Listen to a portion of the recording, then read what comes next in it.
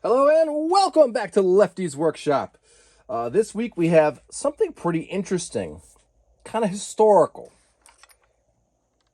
Anybody know what that is? That's what we're going to talk about this week.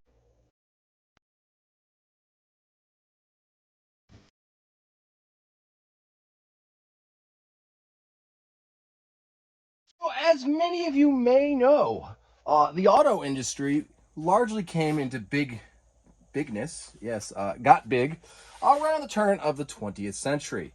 We had a lot of cars all over the country, including in New England, where we had the Pope, built in Hartford, and the Stanley Steamer, built near Boston, Massachusetts, among many others. However, these vehicles were expensive and produced for wealthy people, kind of like, Learjets today and Rolls Royces and such. The average person, even around the 20th century up to the mid-20s, rode a horse. Well, that is until a guy named Henry Ford changed the world. Now, I'm not going to say that Henry Ford was this great dude who did like what no one else did, but he kind of took some ideas from a Connecticut native, namely, I think his name's Albert Augustus Pope, who built cars in Hartford, Connecticut. Well, he also built bicycles. And Henry Ford visited him in about sometime in the early 1900s and learned how Albert Pope was making bicycles. The Columbia bicycle, you might have heard of it, using mass production. You see, up until now, automobile manufacturers were making cars like I make stuff in my workshop. One at a time, each part made specifically to fit each part. And if a part broke, you had to make a new one.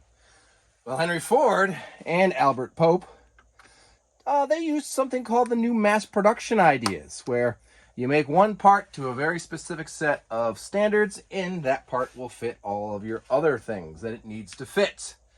Well, that led to the creation of something called the Model T, which hopefully many of you have heard of, and that was really the first people's car. So I actually have quite a few Model T stuff. I found this, I think it was basically a sale order for a Model T that I found in my old house. And it was purchased in 1914 or 1915 for $490, which is a lot of money in 1914, but still a lot more affordable than the craziness, thousands and thousands of dollars that, a Pope or a Cadillac or something like that would have costed you. So with the people's car came a need for the people to fix their own car.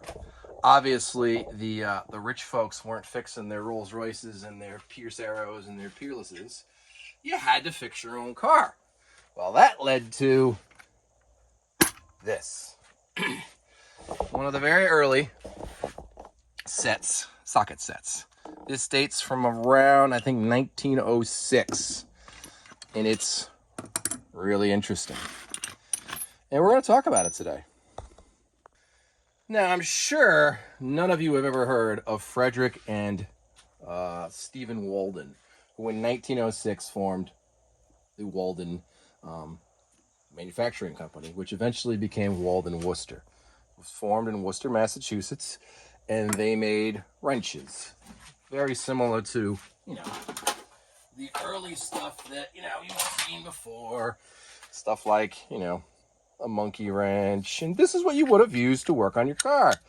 But they quickly realized that that was a pain. And you needed better.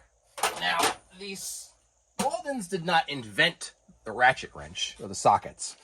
I believe the ratchet wrench was invented sometime in the 1860s.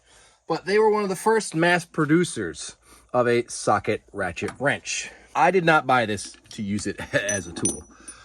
This is like so antiquated. I bought this because it was pretty cool. Now let's start. We're going to get to this good part in a little bit. But you'll see it comes with sockets.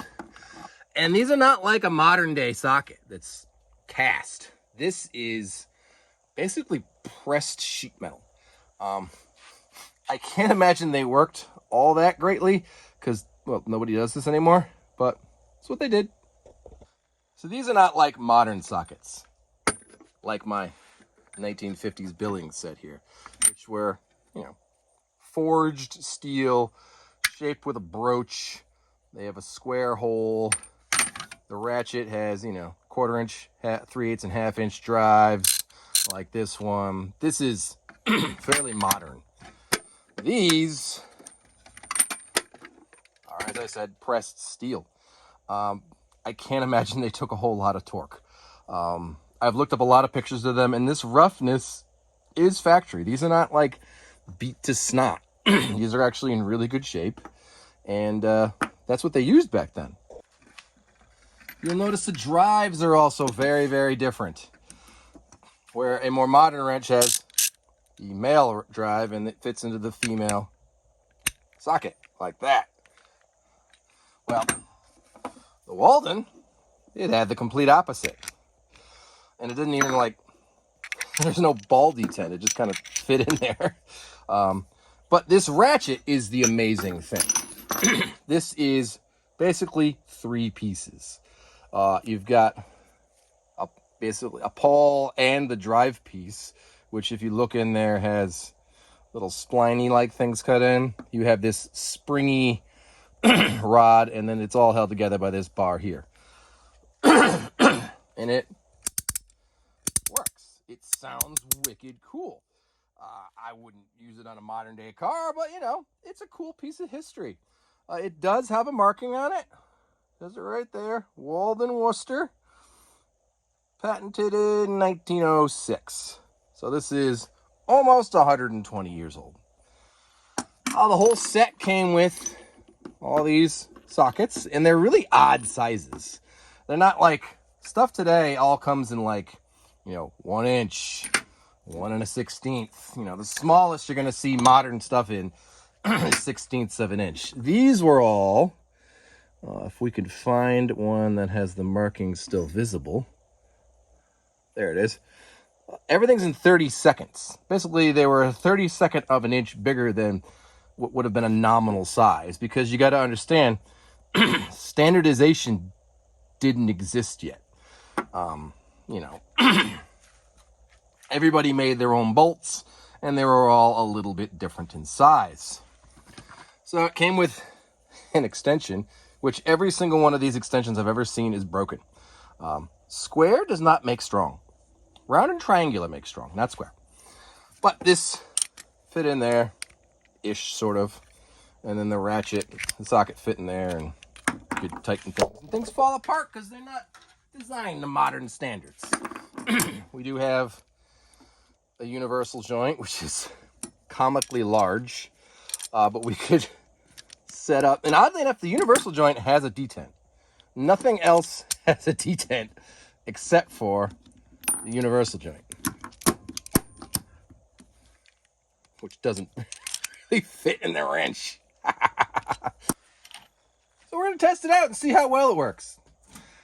We have what is called the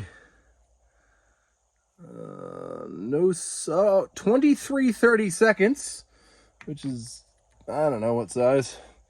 We have that. We have the wrench. Let's see if that's the right. No, that's not the right way. Let's see if it actually removes the bolts. Oh, and it does. Hear that old school ratchet clip. Now, the faults I'm seeing here is there's no detent, so this is just falling down, and my hand is getting caught on it. It does not fit the bolt very well. Let's try tightening it. But it works. Like, compared to doing this with a box wrench, this is better. Yeah. It has strength. It does stuff. So it works. Isn't that cool? So the plan is not to restore this. I mean, this is, I don't know where I draw the line on too old to restore. I mean, I restored a 1896 thing. But this is really cool, and I like how it's original. It's really not in bad shape considering what it is, so I'm going to keep it original. The box is not really restorable anyway. I thought it was made out of leather, and I was going to get some leather and redo it, but it's made out of pressed paper. It's missing the lid, which had this little cool looking information on it, which I'll put up on the screen. So we're not going to really restore it. We're just going to kind of clean it up and, put it on a shelf and look at it. It's cool. I mean, it's all original. They gave you this little handmade peg thing, and if you'll notice, the pegs as they go are farther spaced out for the larger sockets. It's wicked cool. So we're going to clean it. I'm not going to polish it or any of that stuff like that. I don't even know if it's plated. Well, I mean, look at the roughness here. Like, these were made by hand. Like, the casting marks is still there. Like, you got two here, which are supposedly the exact same part. They just look really different. These are obviously very handmade things. This has what appears to be an 8 stamped in it. This does not. It's obviously hand ground. It's just a cool old thing that, if you're watching this channel, you like it too. So we're going to clean it up and then just have it. It looks really neat. Oddly enough, and through no planning of my own, this Walden-Worcester company evolved into the Stevens Walden company, which is the set I restored a week or so ago. There is no similarity here. This is a modern style ratchet, and this is not. All we're going to do is pop these in the cleaner and get rid of all that dust and goo, and dry them down and maybe make some sort of display for them. We're just going to pop these in the sonic cleaner and let it sonically clean all the 120 years of dust off.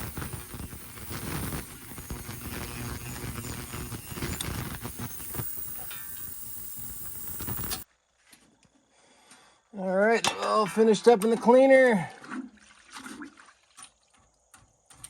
All the excess water. Let's see what we got. Well, it's certainly some dirt coming out.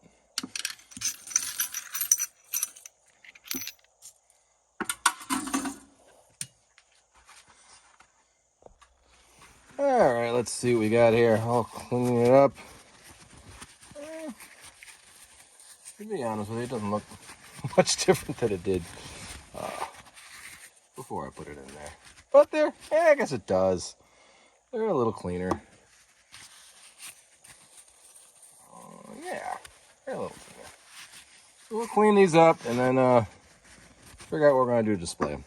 All right, so I've selected a piece of nice oak to make a little display stand for the wrench set here.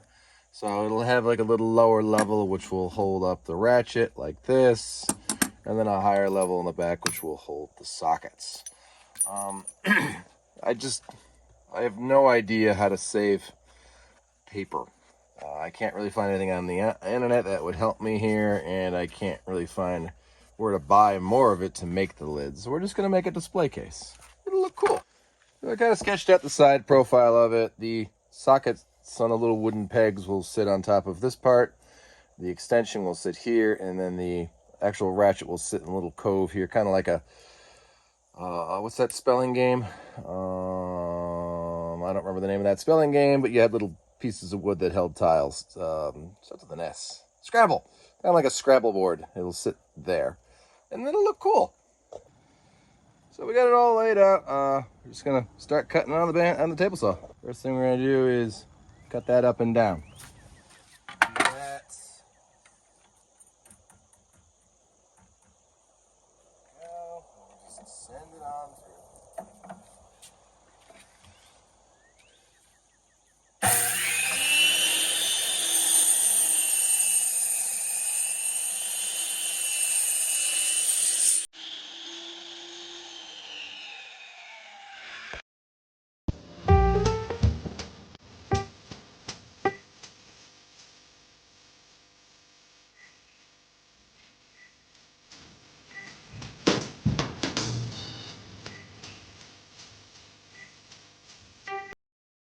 You see, I got a little groove there.